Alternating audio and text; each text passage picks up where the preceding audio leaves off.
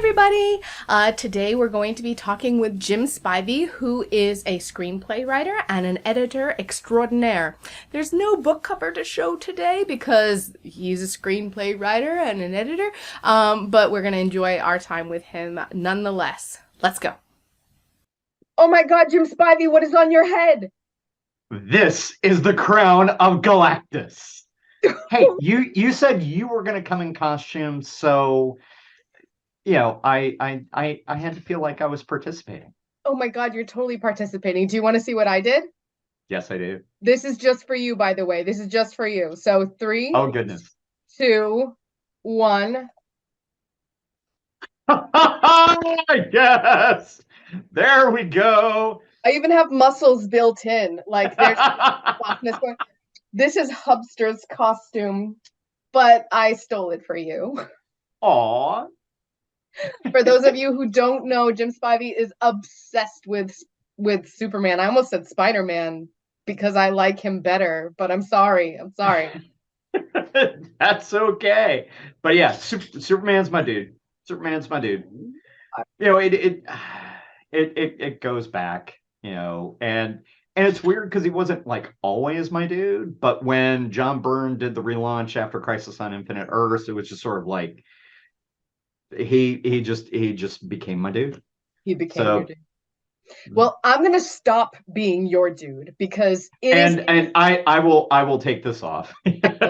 So it's hot. So I'll get naked, you'll get naked, and then we'll come back. All right? Okay. All right.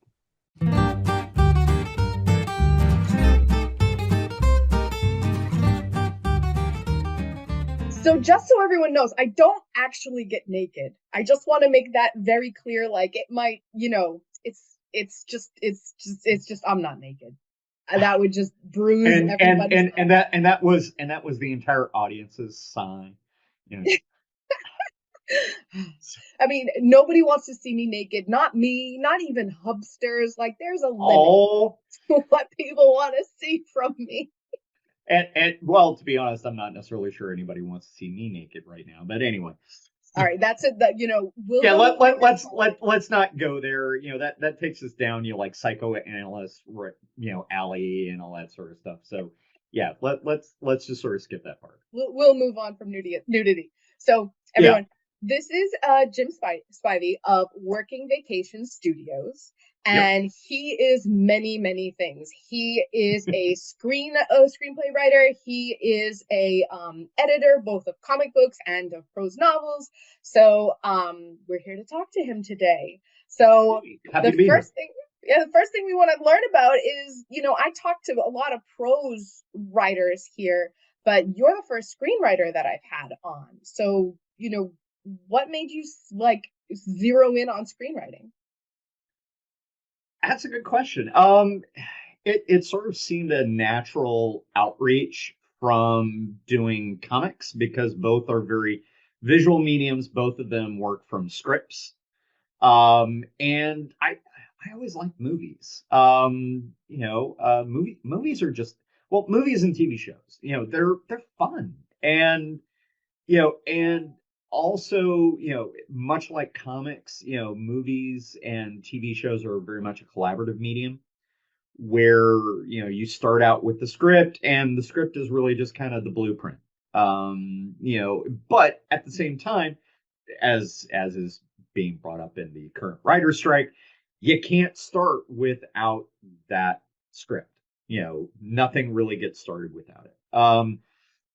But yeah, I think it was, I was working. Yeah, I think my first screenplay was when I was still working at DC Comics. And I just sort of got the idea in my head. It's like, yeah, let me try writing a movie. And as one of my mentors said, you will thank your first screenplay for getting the hell out of the way. And I do, because my first screenplay is an absolute and utter piece of garbage. I mean, it is terrible. I mean, it exists in a drawer back in that file cabinet behind my head. But otherwise, yeah, it every now and then you'll open the drawer and say, thank you very much. And then I close the drawer again. There's only one line out of that entire script that I'm like, okay, that's a good nugget. I want to use that someday. But that was it. The rest of it, like formatting was all wrong. I mean, it was just all um but it was a really enjoyable experience, and it just sort of spiraled on from there. So there we go. And yeah, I mean, I still think about like writing comic strips. um and I have, uh and they've been published, which is great fun.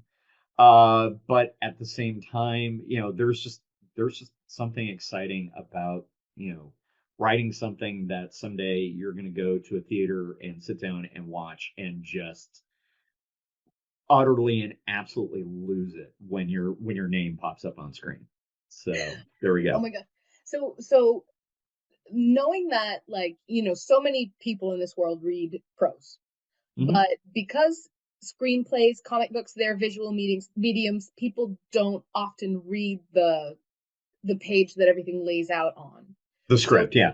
yeah, so what is the main difference? Like, you talked about formatting, like, what is the main difference between prose writing and screenplay writing and comic book writing? I mean, I have an opinion because I used to Yeah, write well, I comic mean, books. the biggest difference is that when you're writing prose, everything that's in your head needs to go onto the page, or should go onto the page. Because you are creating the world for the reader, and everything that you write down helps create that world, helps build the picture of the story that you're trying to tell. Like the great novels of all time, it would lose everything if it was just, a whole bunch of dialogue and then the end. I mean, you need that description of the scene, of the characters. You mentioned I'm an editor. It's one of the things that I work with my writers on. It's just simply, it's like, okay, you need to paint this picture for us. All of that needs to be done when you're going in and doing prose. It's one of the reasons why it's that ever famous, I edit, I don't write. I mean, I know how to edit prose. Writing prose, though, I'm like, go with Buddha. I mean, go, I'm go with I'm you. I'm so gobsmacked and impressed by people who sit down and put 80,000 words onto a page, or onto multiple pages, and then have that as a complete thing. And it's something that I try to, and I hope I do with all the authors I work with. The first thing I say is congratulations on writing a novel, because I mean, that is an accomplishment. Now, screenwriting, on the other hand, is the reverse. Because ultimately other people are going to be coming up with the visuals and all that. I may have a picture in my head, but ultimately that's not what needs to be on the page. What needs to be on the page is just sort of an general convey. I mean, there are differing thoughts on this, but a general idea of, okay, this is what's going on, but then here's what people say and all that sort of thing. So when you're looking at a comic book script, you have, it goes page one, panel one, describe what happens in the panel, and people will describe it to varying degrees. I mean, if like, I was in a discussion with somebody about this the other day. The late Alan Grant, who used to write Judge Dredd for British comics, literally would do a panel description that's like Dredd. Just simply, it's like, here's a picture of Dredd, and then here's what Dredd says, leaving all of that really up to his artist collaborator to come up with what kind of shot of Judge Dredd, are we going to see. But then you've got somebody like Alan Moore, on the other hand, who will, essentially their scripts are a mini novel. It's yeah, he's written a script for 22 pages, but it's like 50 pages long. Just simply because he just simply has such a very clear picture in his head of what he wants to be on the page. And most comic book writers sort of fall somewhere in between. The the people that I tend to respect and emulate, and who I worked with, are people like Dennis O'Neil. He used to write Batman. You know, he would vary from fairly terse to maybe like a couple of sentences. It all just sort of depended on where we are in the script, whether or not he's working with someone that he's worked with before. So all of that varies. But anyway, bringing that over to screenplays, you know, there is still sort of that idea that it's a blueprint. It is not, this is not from, it's not meant to be everything and all things. It is meant to be the launching pad. Of course, if I have a very specific idea in my head of what I'm trying to put down, and as you can already tell just simply from how I talk, I like words. Uh, so I Lies. Lies, utter lies. So I mean, my screenplays do tend to be a little bit more long form than maybe they should be, and that's actually something that I'm working on. Is trying to communicate everything that's in my head in a sentence. Concise.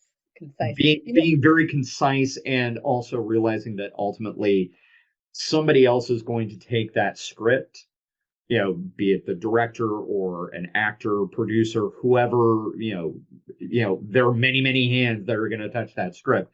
It's going to change. They're going to bring their own interpretation to those pages.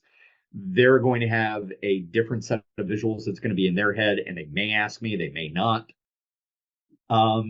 So, that's sort of, and also one of the things that I noticed, because I didn't do a lot of it, but I had written for comic books, and I had written for other illustrators, and then I wrote comics that I illustrated myself.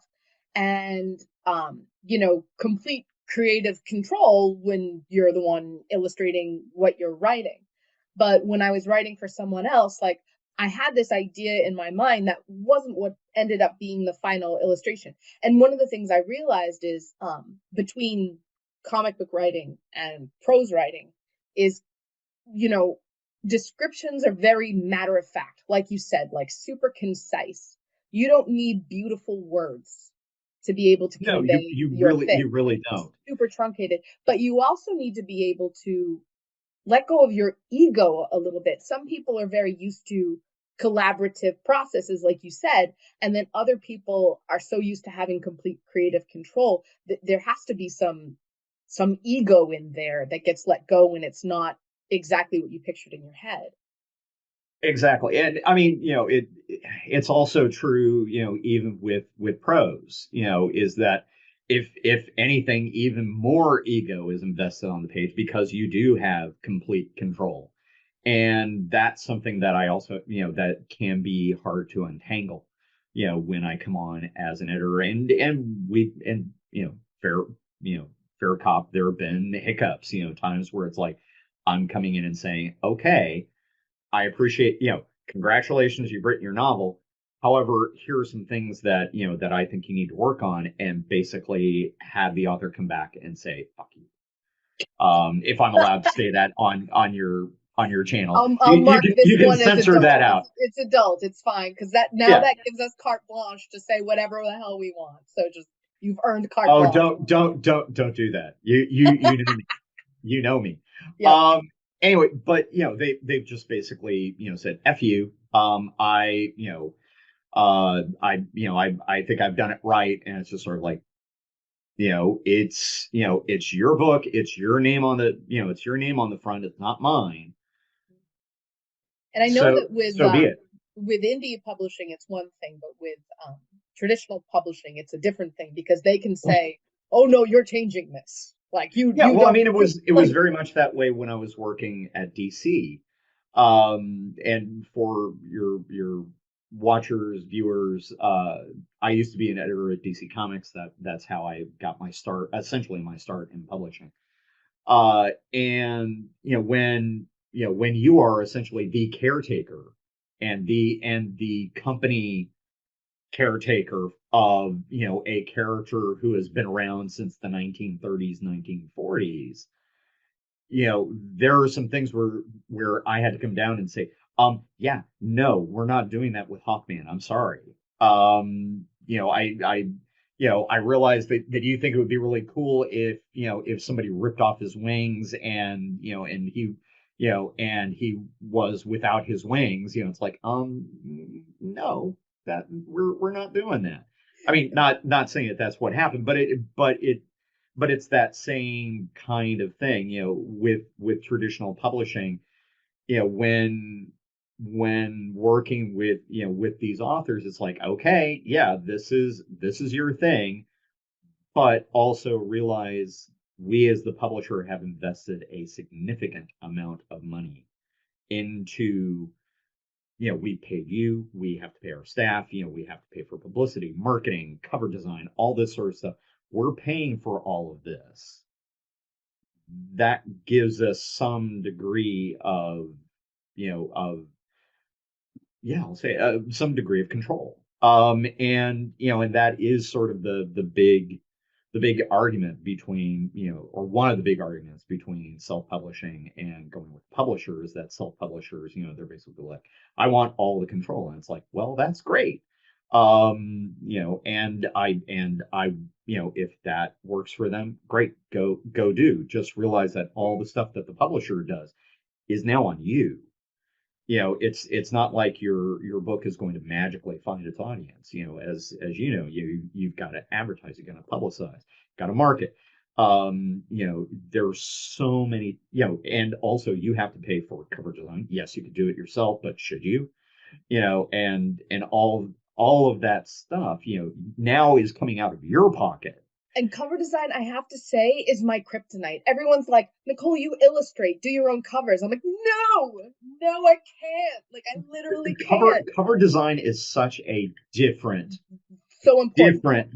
It's one of the reasons why in comics in comics, why you have one person doing the cover and then you have another person doing the interiors. Yep. Sequential storytelling is one thing. Doing an image that is going to be sitting up on the stand and is going to entice someone to buy that comic. Yep. Two entirely different things. Yep, I absolutely. But anyway, all of that is coming out of your pocket. And one of the things that I try to impress on indie authors, when they're talking about, oh, publishers are bad, they're gatekeepers, and they keep all my money. And I'm like, well, yeah, they keep some money, but that's money you wouldn't have had otherwise. Dude, I gotta tell you, man, I don't know what other people are making, but I make $1.50 per book sold. Whether that's ebook or whether that's print book, I make $1.50. I don't know what anyone else is making, but $1.50 doesn't sound like a lot. Like, I'd make more if people just handed me like Ko-fi. Have you ever heard of Ko-fi? Or they just like, they buy you a coffee because they like your material, and they usually give you like $5 a pop. Like, I'd make more if I gave out my material for Ko-fi.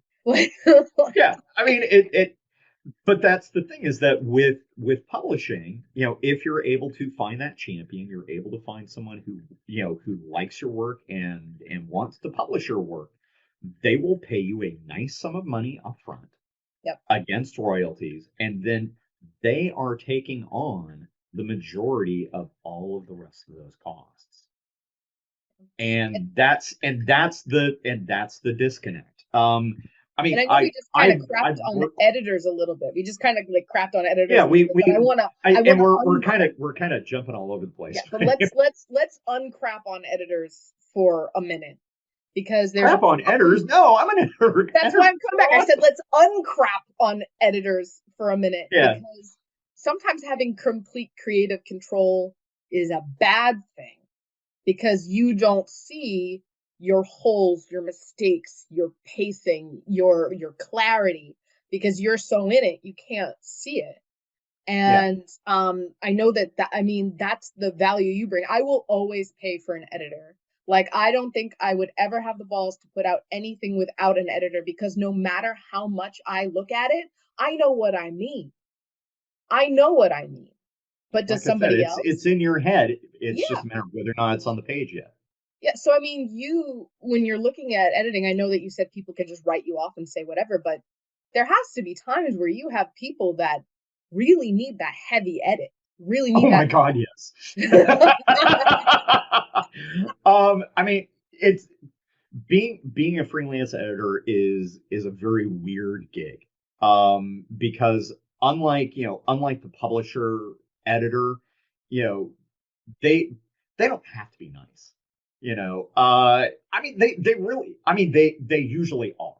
But end of the day, if you're submitting something to them and you know they can just simply say, you know what, don't quit your day job.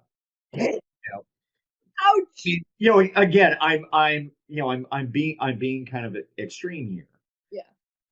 Whereas with me, where an author has paid me money, and as you know, not a small sum, has paid me money, I then, and again, apologies to the authors out there, but there are some times that I have to find a very nice and creative and non-offensive way of basically saying, don't quit your day job. Where, I've had authors come to me say, oh my God, I've got the best thing ever. It's going to be a movie. It's going to be a TV series and all that sort of stuff. And I'm like, someday, But it's maybe, not. but it's not right now. Oh, see, even that you're so much nicer than me. But not right now. I'm just but like, not but right it's now. I mean, the thing is that if anybody is willing to put in the work, I mean, going back to the screenplay that I put in a drawer and all that sort of stuff, that was longer than I care to admit ago, or that I can actually remember ago. And now and because I put in the work, because I continued to improve my craft, because I continued to just write, I got to a point where I have a TV pilot script that has earned over a dozen contest accolades, including 3 finalist accolades. Have I won a contest yet? No, but just even, well, I mean, considering how many people enter these contests to get to the top 10, yeah, or like the top 15 or whatever, that's huge because you are literally at the top 1%. yeah. There's actually a metric site out there that I'm on, that has me in the top 1% of all of the screenplays that they have on the site. And they have thousands of Wow. scripts on the site. Wow. You're So, so but cool, anyway, Jim Spivey. You're so cool. thank you. Oh, stop it. Stop it. Watch my head expand. It Anyway, won't fit in your pink hat anymore. We can't make it I, not fit in the pink hat. and it's not pink, it's purple. It looked pretty pink to me. It's purple. Trust me. Galactus is purple. He's not pink. Anyway, so but if authors are willing to put in the time, if they're willing to put in the work, if they're willing to listen to me, a beta reader, anyone who is going to come in and give them solid, constructive advice. And by that, I mean advice coming from someone other than, from someone who is not related to you, Yeah. and or living with you, or not your partner, not your mom, not your dad, not your second cousin, or all that sort of stuff, because they're family. They may critique to a certain extent, but at the end of the day, they're like, we don't want to hurt your feelings and that sort of thing. You don't know my family. You don't know. Well, there I'm we just go. kidding. Whereas me, on the other hand, as long as you pay me for this job, I don't necessarily care if I never see you again, because I gave you a critique that you didn't like. It doesn't matter to me. I mean, yes, I want to be nice because yes, you paid me money, therefore, I'm not going to completely and totally rain on your parade, because also I know the writer's journey. And I know that if, because I've listened to my critics, my mentors, and yes, my friends and that sort of thing, people who I trust. who, who have the critiquing tools, who can actually read my stuff. I'm currently in a writer's workshop. Writer's workshops are awesome, by the way. Totally endorse them. If you're not in one now, find one. Because they will be your biggest cheerleaders, but also they will be your harshest critics.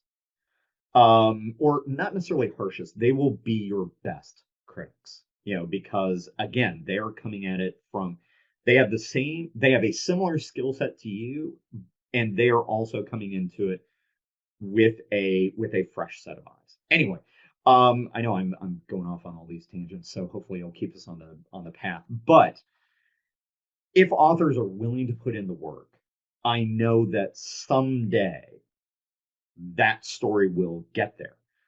But also in the back of my head, I still have my mentor's mantra going through my head. You will thank your first insert work, media work here for getting the hell out of the way. A lot of people come to me with their first novels and they're like so excited about them. And I'm like, yeah, it's your first novel. Ain't bad. Well, it depends. But yeah, it's your first novel. It shows. I'll try and help you with it, but end of the day, realize that this may be 80, 100, 125, 150,000 words that ultimately you are going to abandon. Yeah. And you know what? Because you're abandoning it so that you can move on to something new. Yeah. That you will take the lessons you've learned from the work that you've abandoned and improve. Yeah. And I will say this, like, I've worked with editors for years, whether I was working in the comic book industry or even in my day job, or and I have never thought that an editor made anything worse, and has only ever made it better in my experience. But again, that's always the goal, right? Like you have to like let go and trust the professionals that you're hiring, that they know their stuff. Yes. And I will say that most of us do. I mean, just like any other service, you need to do your research, you need to do your due diligence, you need to check to see what their credentials are and that sort of thing. I would hope that anybody who would come to hire me, that they would take a look at my website, take a look at the referral sites that I'm on, and look at the credits I have. And it's like, okay, not only are you just simply trying to make sure, okay, does this person know their shit? But also you're trying to figure out, okay, is this someone who has worked on things that are similar to what I'm trying to do? Because if somebody comes to me with a piece of historical fiction, I haven't done that much historical fiction. I mean, to a certain extent, story is story is story is story. But I don't necessarily have an affinity for that particular genre. There will be things that are intrinsic to that genre that I can't speak to. I can speak to a character's arc, I can speak to plot, I can speak to pacing, and world building, particularly in something like historical fiction. But ultimately, am I really going to, be able to comment on whether or not you've successfully portrayed, this era of the Civil War? Yeah. No. Yeah. But if you bring me your sci-fi novel, yeah, or even your romance, that sort of thing, I've edited those kinds of books, and and it's like, okay, now we're talking. Now I can really speak to those specific things. I mean, even with our collaborations, yours and mine, there have been certain works where I've said, actually, you should go and find somebody else, because I don't have the affinity for that material. And even some of the stuff where you were kind of like, okay, I'm not so sure. There's enough of a baseline there. I'm specifically thinking about the one that I did for you most recently. At its baseline, it's a romance. And that's still something that I'm able to see and comment upon. And there we go. All's fair in ruts and heats. Is it the kind of thing that I would read in my off time? No. But is it something that I can bring value to? I like to think I did. Yes, Um, I agree. and I you am know, agree. my other repeat clients, they're the same way. Like I have a repeat client who comes to me with her mystery, with her cozy mysteries, which are modern day cozy mysteries, but look it up on the internet. Cozy mystery is a very specific type of subgenre. I've got another author that I've worked with him on two of his speculative sci-fi novels, one being a post-apocalypse story that I was gobsmacked about. I tried to get him an agent because I was that excited about it and that confident in it. And it's gone on to, ultimately he didn't get the agent, which was too bad. There's so But many agents out there, and they're all looking for there are so many. But end of the day, his books are getting rave reviews, their own award nominations and all that sort of thing, which is fantastic. It's very gratifying for me. But ultimately, at the end of the day, he's someone who put in the work. He got his craft to a certain level, and all I'm doing is just simply I'm helping him take the rock and push it up over the top of the hill so that it then rolls down the other side.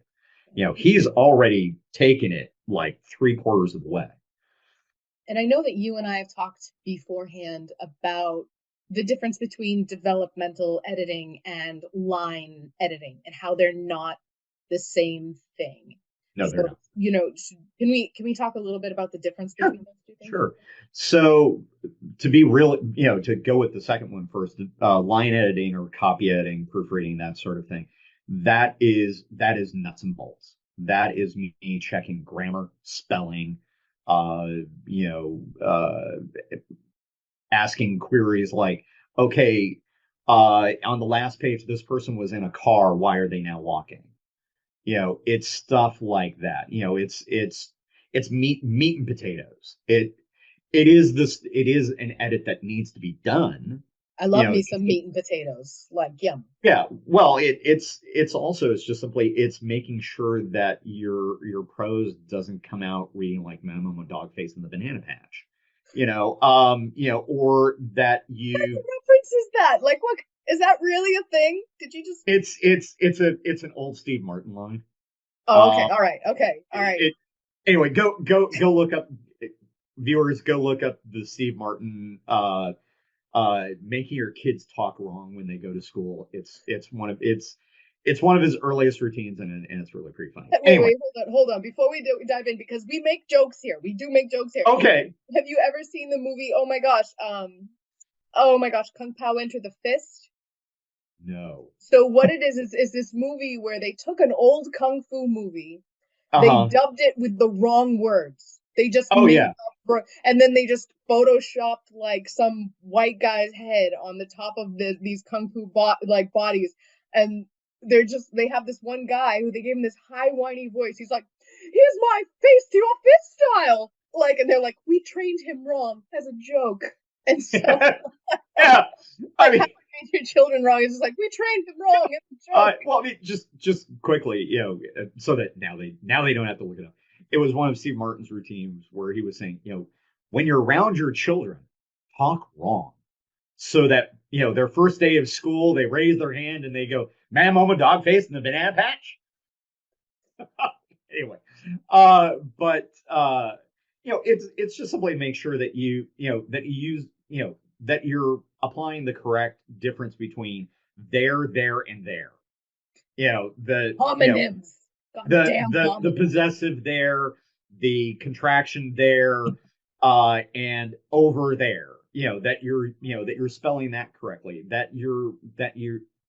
Is it's with an apostrophe or without an apostrophe. It should be all of that kind of thing. It's What you got me for is like toward versus towards. Like that was which is very subtle, and a lot of it depends on what base reference you're using. For U.S. editors, it's Merriam-Webster's dictionary and Chicago Manual Style. First listing in Merriam-Webster has toward without the S. With the S is a Britishism. It's not that it's wrong. It's just simply okay. That's sort of the big difference between line editing, or copy editing, proofreading, that sort of thing, is that you are following a prescribed set of rules, and you are just applying those rules. Very little subjectivity. It's just sort of it's binary. It's either it's wrong or it's not. If we're going to be more glass half full, it's either correct or it's incorrect. So it's very, very binary. There's that positivity thing again, Jim. Anyway, developmental editing, that's a whole different kettle of fish. And it's one of the reasons why it's one of my more expensive services. Because with that, I'm rolling up my sleeves, I'm popping the hood, and I'm doing a deep dive into your manuscript. That's when I'm going in and saying, okay, your plot twist is happening at the wrong place and needs to happen earlier. This character has no arc. The entire book, yes, you're setting it up for the second book, but this book has to stand on its own, so it needs its own beginning, middle, end, and then at the end you then up the stakes so that they then have an impetuous to then pick up the next book. It's me talking about pacing. It's all of that. With a line edit, you just get a marked up manuscript that's been marked up using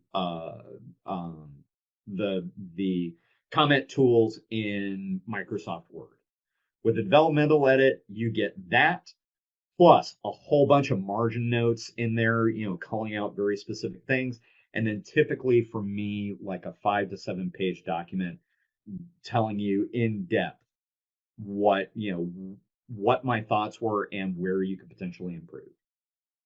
So it is light years of difference. Light years of difference.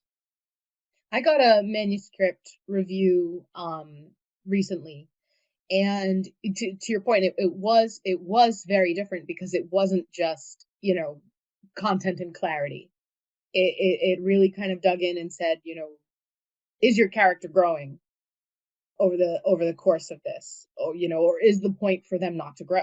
Like asking me those questions that and what they were listing, like some of it was intentional and some of it was like, oh no, I didn't even think of that, because sometimes you don't know what you don't know.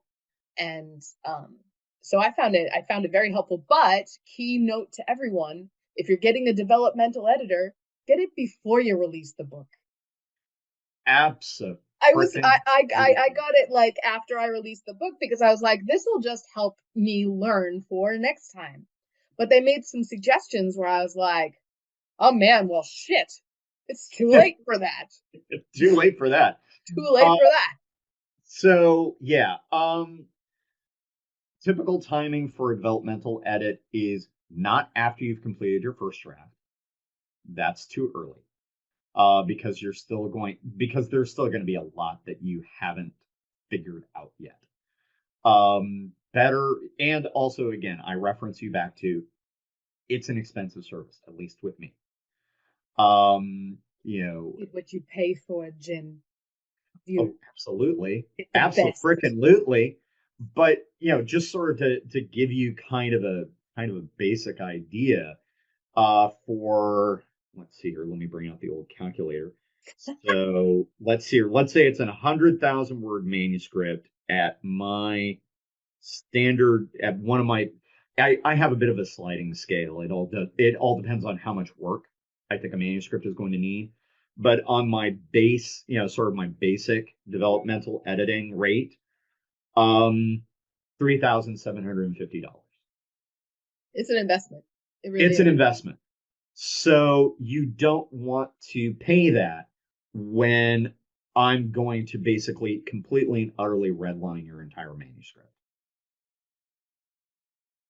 better that you have some beta readers take a look at it first. I go back to the writers group. You have your writers group read it, I love or beta readers.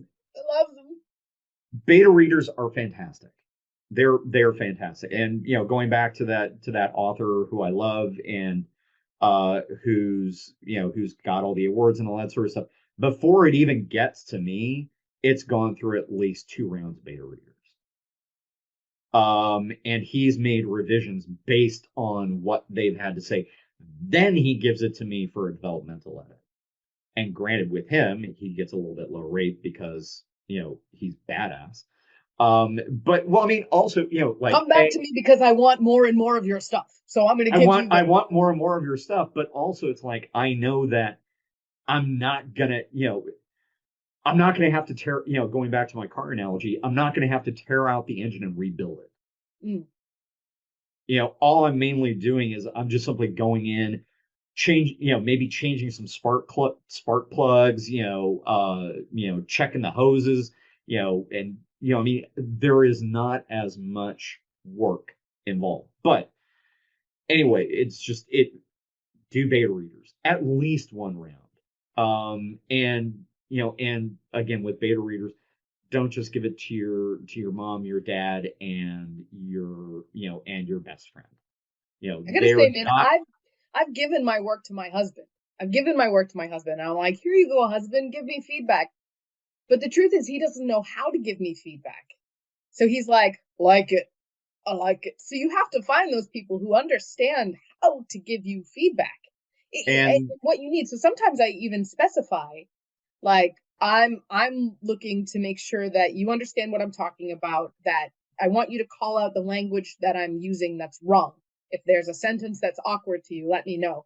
If I want to make sure I'm hitting the emotional notes I need to hit. So I want you to put in there, like, oh my God, I felt this. Because if that's exactly. when I wanted you to feel that and you didn't feel that, then that's a problem. So you have to, like, have the right beta reader. And yeah, you're right. They are hard to find. That's why I say, if you find a good writers group, that's the first place to go. Also, like, you've got your writers community on Discord, based on, the work that you read of other people, you can again get a sense of, okay, are they at the same skill level I am? Are they writing the same kind? I mean, typically within, the groups that you work with, all of you guys are writing basically the same kind of story. So you already know that you're all going to approach the material from a similar point of view.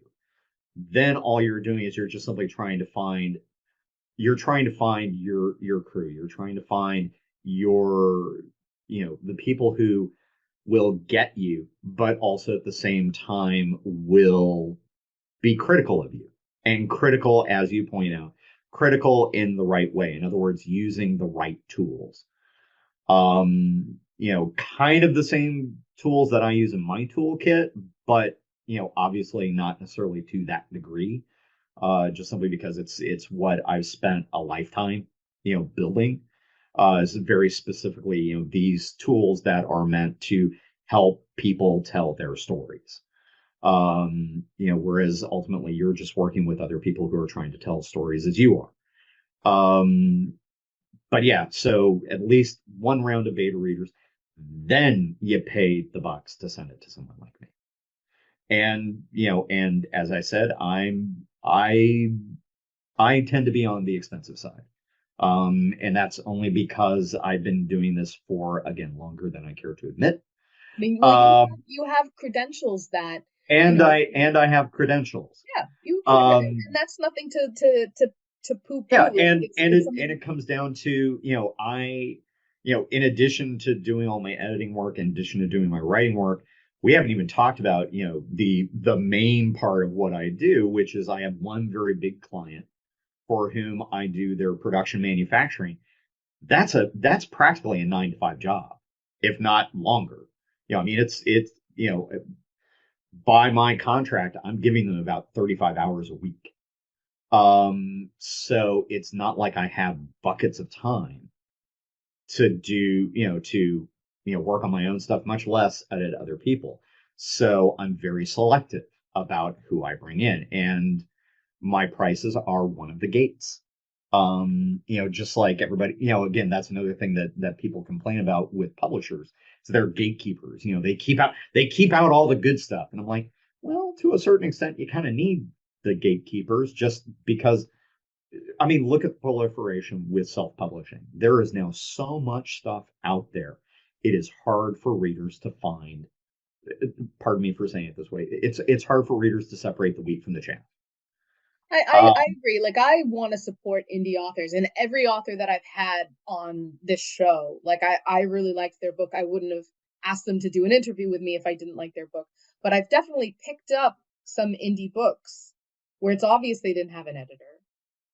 Their endings were really disappointing. I've even had some where, like, I wanted to stop reading in the middle, but I'm like, but maybe that good meat is just in the next page. And so to your point, it's hard. And so then you have to just try and rely on recommendations, you know. You're right. You're relying on recommendations. You're relying on ads. You're relying on, whether or not the author has publicized their work in any way, shape, or form, and all that sort of thing. It just comes back to what we were talking about, earlier here in the program. But now I've lost the thread a little bit. As can happen when I go off on all these tangents. But yeah, now I am trying to. Okay, fine. Yeah, we'll if I remember, I'll call you at like 2 a.m. and say, oh, can we start it up again? I just remembered. Anyway. But we were talking about gatekeeping. Oh, gatekeeping. Separating the wheat from the chaff. Yeah, there's always some degree of gatekeeping within any kind of creative industry like this. I mean, hell, I run into it as a screenwriter. It's like, yes, I've won all these accolades and all that sort of stuff. How do I have a manager right now? No. Do I have any, have I sold a script yet? No. How long have I been working at this? 15, 20 years. And I've read the script that you've been getting so many accolades on. I've read it, and it's good. Like, I would want to see that as a TV show, but it's such an investment, right? Same thing with traditional publishers. It's such an investment that they have to be sure that they'll get a return. They can't always take risks. Think of it this way, and it's true in books as it is in movies, is that whenever a movie gets started, you're basically starting a business. Yeah. And it's the same with a publisher and a book. It's like, yes, they're a company and all that sort of stuff. They're starting essentially they're starting a side hustle with you. They are starting a business with you. And that comes as, with an investment. But then sort of bring it back to me and and how I choose my clients and that sort of thing. I do look at samples. I generally ask for at least like 10 to 15 pages, or generally like about either 10 pages or a chapter. But if the chapters are short, then usually like about 2, just simply so I can kind of get an idea of what I'm letting myself in for. And quite frankly, whether or not I think you're at a stage, I can help you. Because I have turned people away where it's like, okay, obviously this is your first draft. It reads like a first draft. You need to do some more work on your own before you're really ready. Would you ever edit me again, Jim Spivey? Would you edit me? In a heartbeat. Thank you. Thank you. Of course, that was a loaded question because it's not like you can tell me no here. So when you call me at 2 in the morning, when you call me at 2 in the morning, you'd be like, that thing I said, I lied. You have to edit that out. Edit it out. Anyway, no, I would in a heartbeat. Because you know how to string a sentence together. You know how to tell a story. In other words, you have the basics down, and that's oftentimes what will either make an edit that I take on like pulling teeth, or one that I will flat out refuse, is because I realize, okay, I'm not your editor. I'm now your teacher. I'm now your professor in the class of how to write a novel. That just seems And, really annoying. and it's really annoying, and you're not paying me enough. Um, It's like the emotional anguish I'm that gonna be comes along dead with it. serious. I'm gonna be dead serious. Me taking on a novel is a substantial investment of my time. I generally ask for 6 weeks just simply so that I can fit in, reading a few pages and all that sort of stuff, in between everything else I do. And that overview document that I was telling you about, that's like 5 to 7 pages, writing that alone takes me about 10 hours. Well, I've got to say, you just brought up something that I think is really important, and that's that an editor should be taking breaks throughout reading your manuscript, in my opinion, because or Absolutely. taking several passes, because it's so easy to become word blind. Like, you're reading it and you can just skip a letter, or you can skip a whatever, and because you've dedicated so much time in this one jag, but that means that you have to take that into consideration with your lead time, right? Like, if you're like, I want to get this out on Amazon tomorrow, like, you're not going to get back what you need to get back. Nope. And that's sort of the other trap that indie authors fall into, is that it's like, okay, so yeah, I'll give you 6 weeks for your developmental edit, and then maybe I'll make some changes, and then I'll send it right back to you like a couple weeks later for a copy edit and all that. That basically they want to have everything done within like 10 weeks so that it's then out on Amazon and they can start earning money. I'm like, well, you haven't even got my developmental edit back. You don't know how big the changes that I'm going to ask you to make potentially are. I mean, I could come in and say, okay, you've given me 150,000 words as a single novel. It actually should be two. And here's where I'm thinking you should break it. And then that then becomes the start of the next novel.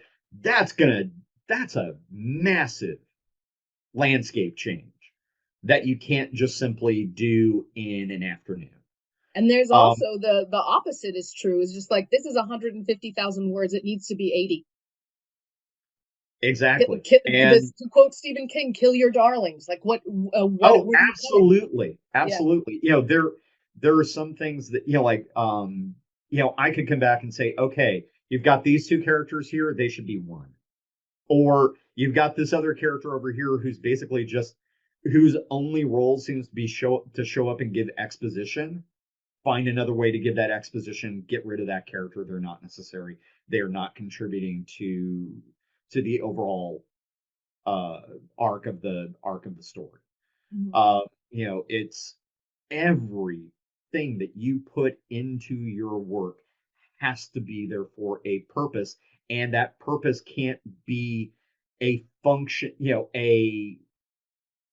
it can't be a writing function. In other words, it can't be, well, I need this character there because somebody has to come in and give the exposition.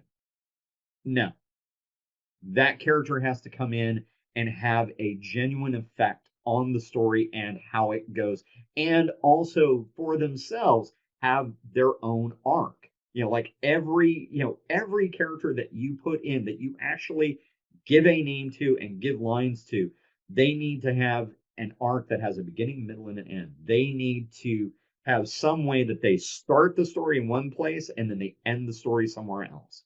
Doesn't have to be huge. It could just simply be, something as simple as, originally they were saying yes to something, now they're saying no. Mhm.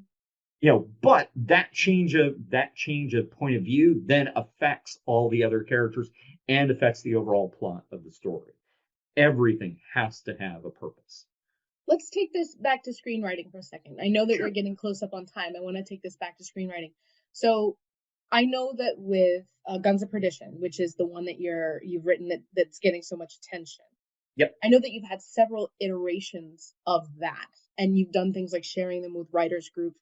And so the iteration that you're dealing with now isn't, it isn't that first draft. You've gotten feedback.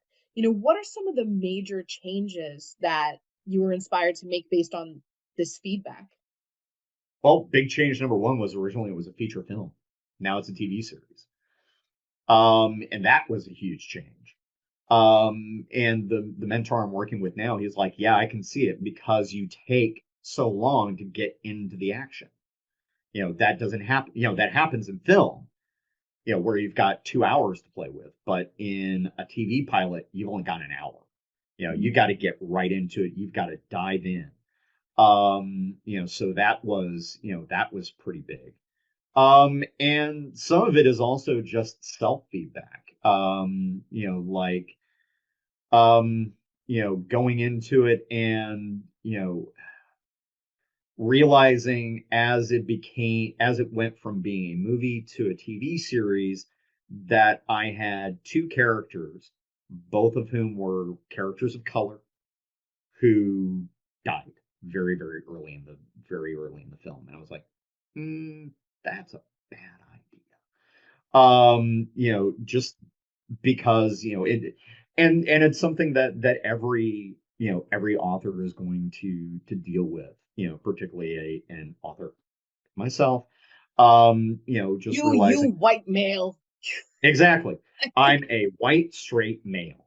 So there are just some things that they're just part of my makeup, and they are things that I have to constantly work and strive against. And that was one of them, is just realizing, okay, I have two characters of color. They can't be the early sacrificial lambs. They need to be part of this story. And that was actually a really great discovery, because then suddenly I now had two characters who are now adding so much to the series overall. And I'm like, had I not thought about that, they would have been gone, and I don't think the pilot would have gone as far as it has. So there's stuff like that. Yeah, like the feedback I'm working with now, where where everything is now happening so much faster. And what had been the second act break is now the act break after Act One. So for all practical purposes, I've lost an entire act that I now need to make up. And when writing for television, you're writing in 4 acts, which is essentially it's where the commercials are. Yeah. It's where the commercials are. And all that, makes up, and each act is about 15 pages. So I essentially lost 15 pages. Some of that has now moved to elsewhere in the script because it's important information that needs to come out. Some of it's just gone. And now I have to make up those pages and still end at the same point. Because the end, nobody had any trouble with the ending. It was just really like, okay, we need to get into this a little bit faster. We need a little bit more about the characters, and it's like, okay, and go. So and that has been a bit of a struggle. Partly just time, and partly just, well, crap. What do I have these people do now? That is a big creative problem, because sometimes you get feedback and you're just like, well, what the hell do I do with this? Like I Yeah. like yeah. Yeah, I'm running into it with the new feature that I'm working on now, where I'm working with a different mentor, and I had the entire movie outlined and all that sort of thing. It's like, yeah, you take not a whole lot happens. You take too long to get there, and I was like, okay, I'm gonna start playing around with it, and then I started shrinking, I shrunk it down, and he's like, yeah, it's still things aren't, this actually should be happening. It shouldn't be happening here in sequence 6. It should be happening here in sequence 4. And it's like, well, shit. And now suddenly, you accelerate all this stuff, and now I have like an entire back half of the movie where I know where they finally, I know where they end up in like the last 30 minutes, because that's the big set piece battle. But it's like, I have like an hour or so of screen time that I now have to fill. I have no idea as to how to fill it. I mean, I kind of do, but I don't know the specifics of it. So, And that's why writing is hard. and that's why writing is hard. No If it matter was what your easy, medium, no matter what your medium, like comic books, you exactly. have a page count. You've got to hit that page count. You know, screenplays, novels, depending upon your genre, you have a word count that you should be between and not exceed. Like, everything has its constraints. And that's a good thing, because who's ever been in that movie that's just like, well, this is lasting for 10 minutes longer than I thought that it would. Right. So, You yeah. don't ever want anything to overstay your welcome. And you bring up a good point, with rules and constraints. That's probably the other thing that I always have to that sometimes I have to fight with my authors about is they want to break the rules before they've shown me that they know how to use them. That it's basically they come to me with a novel where it's like, oh, it's experimental, and I'm trying to break the rules and all that sort of stuff. And I'm like, well, at least show me that you know what the rules are. Um, and that can be tricky. I mean, with what I do, in terms of screenwriting, there are a lot of rules, in terms of like formatting and all this sort of, and how much white space you want to have on the page and all of that. There's a lot that you need to keep track of. And if you don't keep track of that, if you don't show that, then when you finally do get it in front of somebody and they look at how one of the big things about screenwriting is that if you don't format it correctly, or that format is the first gate that you have to get through. Like, if you didn't That do this right, you don't know what you're talking about. you don't know what you're talking about. You I could have don't written a care how million good the dollar story movie, but I'm is. not going to look It at it doesn't because, matter yeah. because readers just don't have the time.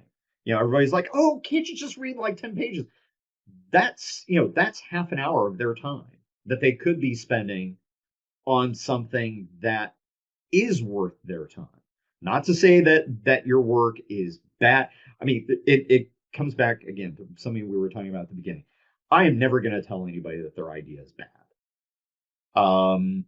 All I will talk to them about is that your execution is not fulfilling the promise of what you wanted to do. So I'm never going to say to anybody that their idea is bad. It's all going to come down to the execution. And, be it screenwriting, comics, novels, whatever. If you don't know the rules, if you don't know how to execute within your prescribed medium properly, then you're not, it doesn't matter how good your idea is, because then it's sort of, if you're just like, oh, you're just trying to sell the idea, there are ways to do that. Writing a script or writing a novel to just simply show off an idea that you're then hoping somebody will decide to publish, and then maybe, and then an editor will come in and fix it. Or that, if it's a screenplay, it's like, oh, here's this great idea, the studio will buy it and then they'll have somebody else rewrite it. That shit doesn't happen. And it It shouldn't have to. really, really doesn't. The only time that will happen is, the only time that they're buying an idea or an intellectual property is something that is already published and showing that it has legs. That's why so many books, video games, or remakes, all that sort of stuff. It is a proven intellectual property. Coming back to the idea, sorry, this is a business. Um, you know, it's they know that is something that they can make money from, because there's already a built-in audience that will come and see that. Or vice versa, like a novelization of a movie. People already know that that viewers are gonna go in and see that movie. They may want to read. I mean, granted, they don't really do novelizations anymore, but people will No, want. no, no. As the owner of the novelizations of all of the sequel trilogy for Star Wars, I can tell you that you're wrong. Oh no, I bought all of the books for the original trilogy, and generally those writers are adding to the scenes, and but anyway, the point is that, again, it's a built-in audience. They know that people are going to come and consume that particular uh that particular comic, whatever.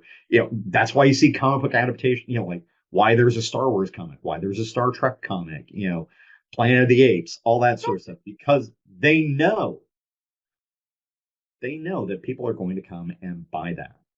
I mean, it still has to be good, but they know that people are going to come and buy it.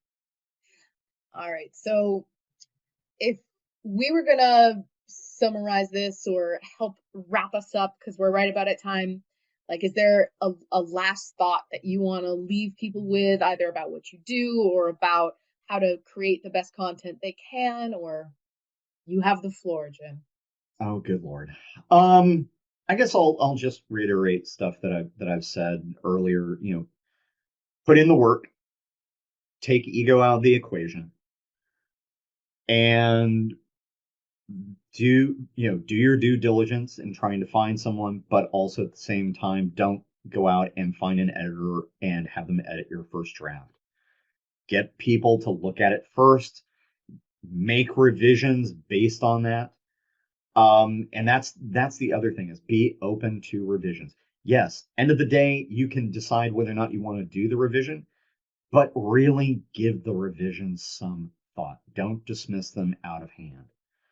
People are, if someone is making a comment because something doesn't make sense to them, then potentially you didn't explain it that well. You may say, "Oh, I explained it perfectly." At least go back, take a look at it, ask someone else their opinion of that same thing. Does this make sense to you? You know, and that's just it. It takes a village. But not the Yes, village people. Not the village. yeah, not the village people. Yes, the idea came out of your head, but all of this is a collaborative medium. Yes, ultimately you are one of my favorite screenwriting memes is, yes, I'm writing this movie for an audience of one, and that audience is me. Yes, you are writing all this stuff because you like the story, you want to see it made. But that is not going to make you any money. Margaret Atwood, or it was either Margaret Atwood or Judy Blume, I forget which one, had said, there are two very different people. Well, I know I took master. I had like master class, like the subscription. Yeah. And No, I watched Neil Gaiman, and I like do it I got too. all these people back to back. Yeah. But one of them had said, "Crap! Now I lost my train of thought. What was I going to say, Jim? I'm going to call you at 2 No, in I the can't morning. read your mind. No, I was going to say this.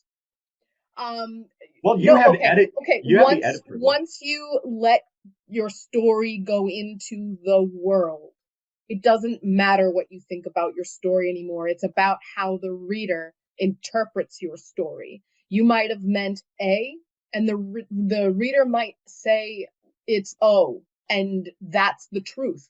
The truth isn't what it was when you wrote it. The truth is in how the reader reads it. Exactly. I mean, I see all these reviews where people talk about, deep themes and all that sort of stuff. Fuck only knows whether or not the author actually put that stuff in there. I mean, it could have been subconscious, it could have been intentional, or like something I saw today, where like a critic was saying, "Oh, and I loved how they did this particular shot. It was so cool." And then, and then underneath it is like, the director said, "We forgot the dolly that day." That's how some of this stuff happens. Yeah. Anyway, so there we go. All right. So for anybody who's interested in learning more about Jim, I'm going to put all of his socials and websites and all of the stuff in the description here. For anybody who wants to stick around, you can see my other author interviews. And you can also listen to me read some of my own stories on the channel, because I always say, try before you buy. You get to listen to me do like sexy voices and unicorn voices. Just recently, I had to do a unicorn voice. Yes, I did. Oh, this I have to hear. This I have to hear. All right, so let's say goodbye to everybody else, and then Jim, you and I will stay on for a quick second to say goodbye and love and all of that stuff. So all goodbye, that everybody. other mushy stuff. Okay, bye, y'all.